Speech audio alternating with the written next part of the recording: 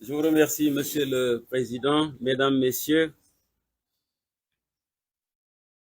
Je vous demande de me porter une attention particulière parce que je porte un message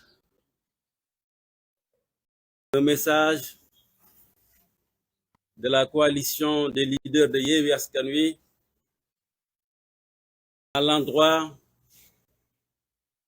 de nos partenaires techniques et financiers, communément appelés les bailleurs de fonds.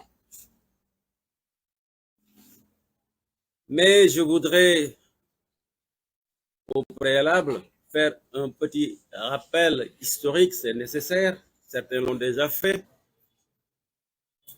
sur ce fonds appelé Force Covid, qui a été créé par le président Macky Sall. Vous vous souvenez qu'il avait lancé un appel à l'endroit de toutes les forces vives de la nation et particulièrement de l'opposition. C'est au nom de la sécurité nationale à l'époque que Khalifa Sall, qui venait tout juste de sortir de prison, où il a été retenu pendant des années de façon injuste, et allait répondre à l'appel du président de la République. Et il avait alerté. Vous vous souvenez toujours que c'est à l'époque, au nom de la sécurité nationale, Ousmane Sonko, président du PASTEF, considéré comme l'opposant le plus radical contre Macky Sall et son régime, et allait répondre à cet appel, et il avait alerté. Vous vous souvenez certainement que moi-même, j'ai été désigné par le FRN, le Front de Résistance Nationale, qui regroupait toute l'opposition à l'époque, pour aller représenter cette opposition au comité de suivi. Mais ayant constaté que le travail n'était pas transparent, j'ai démissionné. Il faut que cela soit rappelé. C'est nécessaire, c'est utile. Parce que des fois, les gens n'ont pas tellement de mémoire, ou les peuples. Qu'est-ce qui s'est passé? Nous n'inventons rien aujourd'hui. C'est un corps de contrôle de l'État du Sénégal qui fait des révélations sur des scandales dans la gestion de ces fonds dont je viens de parler. On ne vous apprend rien en vous disant que le budget prévisionnel était de 1000 milliards et d'après ce que dit le rapport de la Cour des comptes, 789 milliards 579 ont été mobilisés. Dans ces 789 milliards et plus,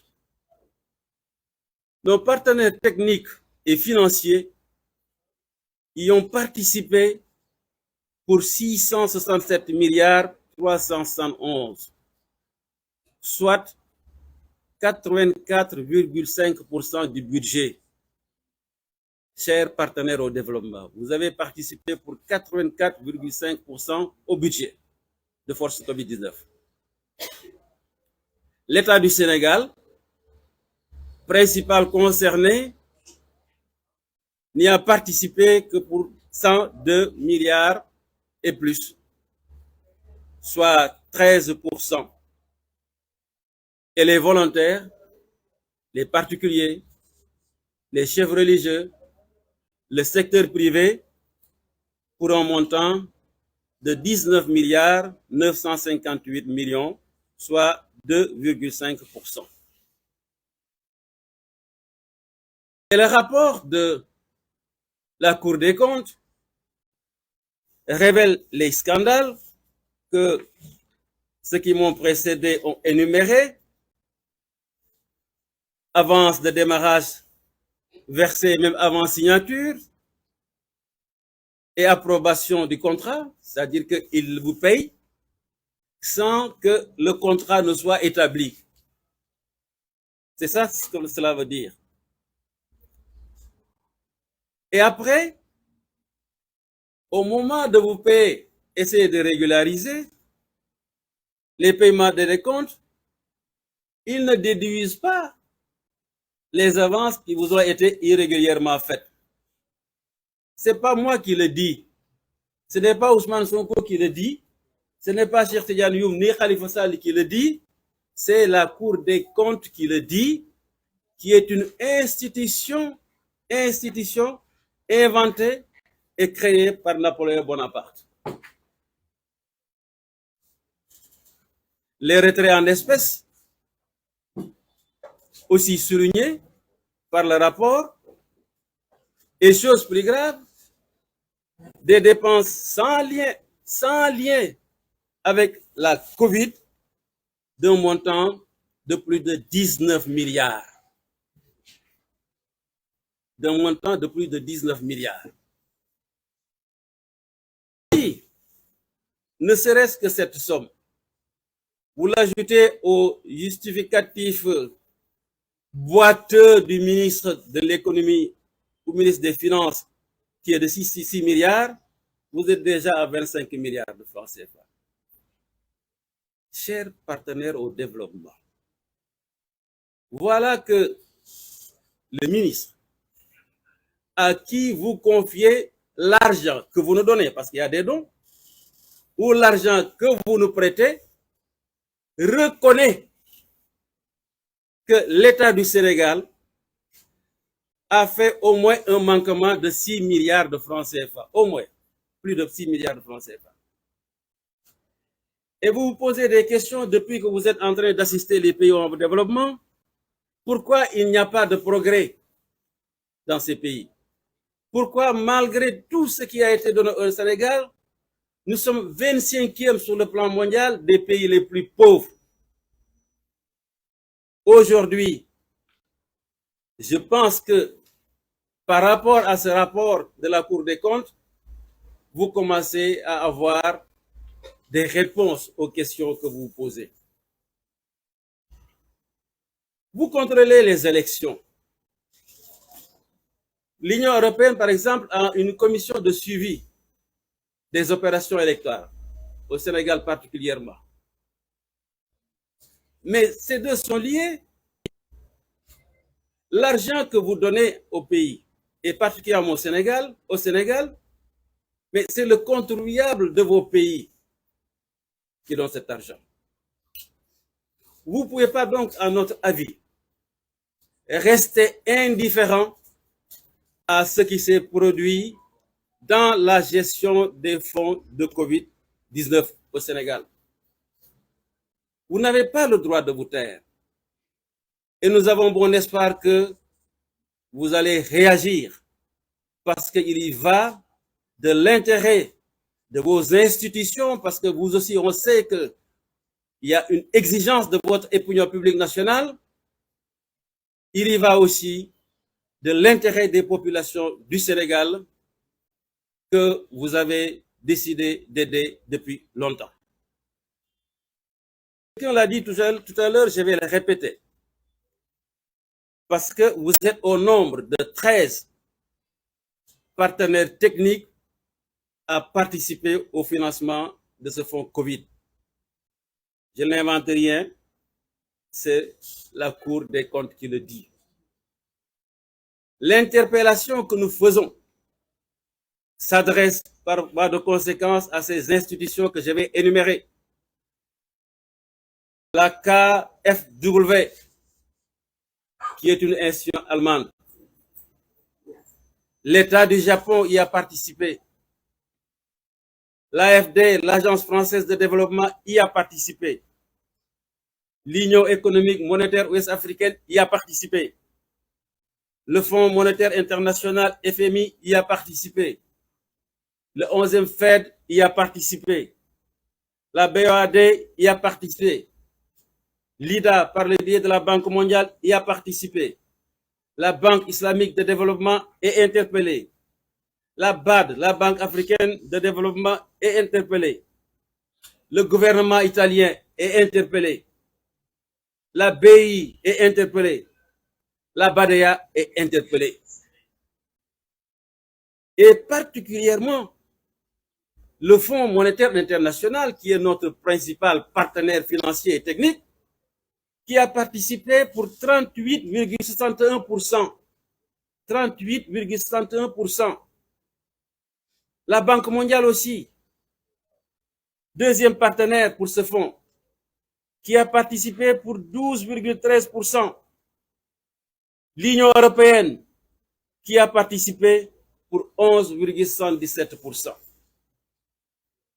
Voilà, chers partenaires au développement, partenaires financiers et techniques, ce qui s'est passé au Sénégal, qui est une chose extrêmement grave.